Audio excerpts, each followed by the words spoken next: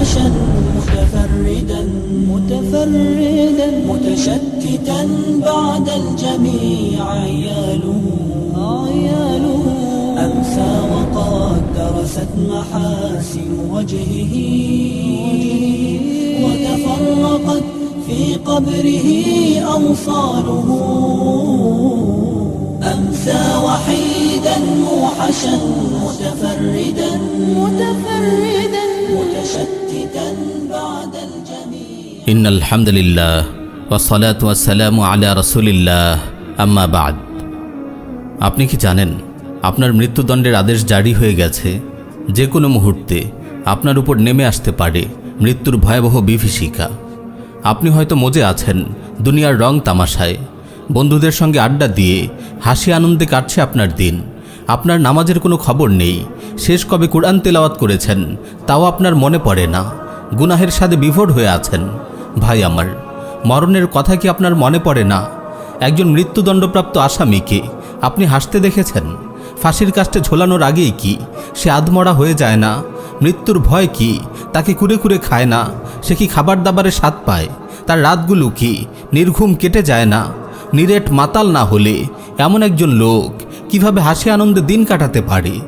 আমরা কি তাহলে দুনিয়ার রূপরস গন্ধে মাতাল হয়ে গেছি? একজন মৃত্যুদণ্ডপ্রাপ্ত আসামির তো অন্তত এতটুকু জানা থাকে তার মৃত্যু কোন দিন কোন সময়ে হবে। ভেবে দেখুন তো আমাদের অবস্থা তার চেয়ে কোন অংশে ভালো? আমরা তো জানি না কোন মুহূর্তে আমাদের মৃত্যু হবে। ঘর থেকে বের হওয়ার সময় কি আপনি বুকে হাত দিয়ে বলতে পারেন আপনি জীবিত, ঘরে ফিরে আসতে পারবেন? রাতে ঘুমানোর সময় কি আপনি বলতে পারেন আগামীকালের সূর্যোদয় আপনি দেখতে পারবেন? মৃত্যু কাউকে পরোয়া করে না। নিষ্ঠুর এই মৃত্যু না ছোটদের স্নেহ করে, না বড়দের সম্মান করে, না কোনো খান বাহাদুর বা চৌধুরীর পরোয়া করে, না কোনো প্রতাপশালী বাদশার দরবারে ঢুকতে অনুমতি নেয়। আপনি যেখানেই চলে যান, যত দূরেই চলে যান, যত সুরক্ষিত দুর্গেই অবস্থান করুন না কেন, মৃত্যু আপনাকে পাকড়াও করবেই। কোরআন কত কঠিন ভাষাই না বলছে, আইনামা তাকুনু ইউদরিকুমুল মাউতু ওয়ালাউ কুনতুম ফি বুরুজিম মুশাইয়াদা।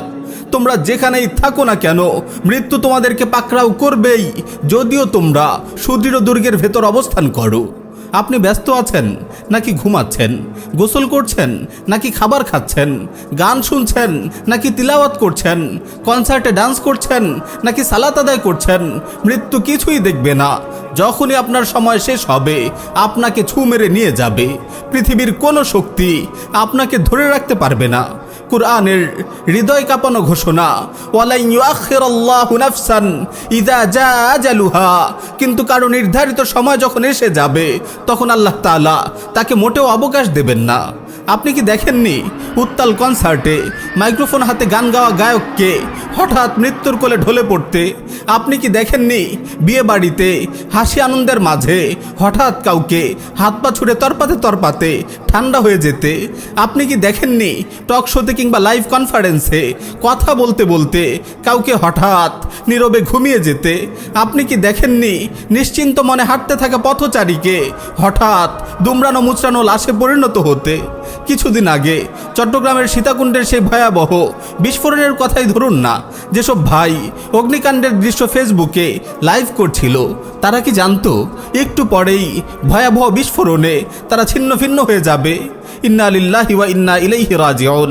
চট্টগ্রামে ট্যুরে বের হওয়া তরুণরা কি জানতো এই ট্যুর থেকেই তাদের অনন্তের সফর শুরু হয়ে যাবে? তারা আর কখনোই ঘরে ফিরে আসার সুযোগ পাবে না। আপনি এই মুহূর্তে নিজেকে কত নিরাপদ মনে করছেন, কিন্তু আসলেই আপনি কি মৃত্যু থেকে নিরাপদ?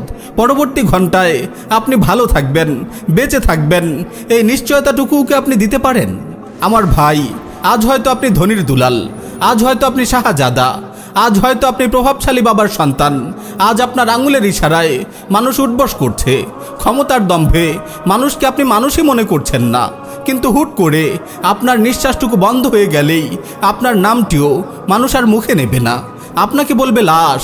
আপনাকে দ্রুত কাজ থেকে বিদায় করাই তখন তাদের একমাত্র কাজ হয়ে দাঁড়াবে।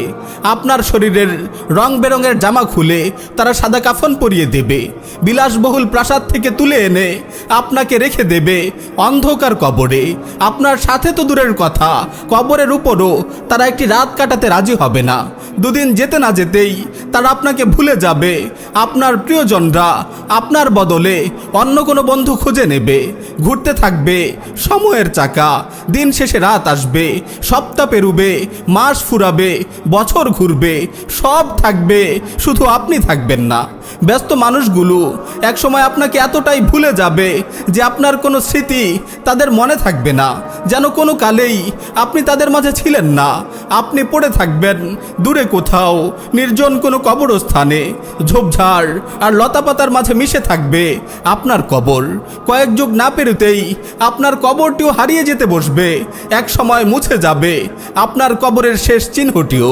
প্রিয় ভাই ও বোন, অনিবার্যই মৃত্যুর কথা আপনি কেন ভুলে যান? কেন জীবনের এই কয়টি মুহূর্ত নিয়ে ছিনিমিনি খেলছেন? অনিবার্যই মৃত্যুর কথা আপনি কেন ভুলে যান? কেন জীবনের এই কয়টি মুহূর্ত নিয়ে ছিনিমিনি খেলছেন?